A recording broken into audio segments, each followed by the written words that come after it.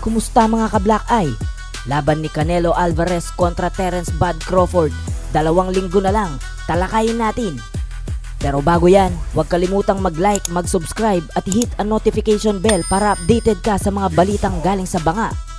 Isang makasaysayang sagupaan sa pagitan ni Canelo Alvarez at Terence "Bud" Crawford para sa undisputed super middleweight title.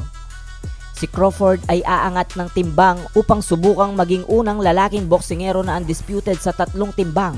Matatandaang pinabagsak ni Crawford si Errol Spence Jr. ng 3 beses at tinapos ang laban sa round 9 via TKO victory. Ipinakita niya ang dominasyon sa pamamagitan ng bilis, lakas at technical na galing. Kaya niya kaya itong gawin kontra kay Canelo? Sa kabilang banda, hindi natin makakalimutan na sa round 6, isang matinding right hand mula kay Canelo ang nag-knockout kay Amir Khan. Isa ito sa pinakamalupit na knockout sa dekada na nagpatunay sa lakas ni Canelo. Ang laban ni Canelo at Crawford ay hindi lang tungkol sa sinturon.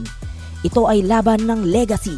Si Canelo ay may lakas at karanasan habang si Crawford ay may bilis at disiplina. Isang laban na maaaring magbago ng kasaysayan ng boxing. Patuloy na tumutok sa aking channel sa pamamagitan ng pag-like, pag-subscribe at pag-hit ng notification bell upang updated ka sa nalalapit na laban. Bakbakan na! Sports, lakas ng Pinoy!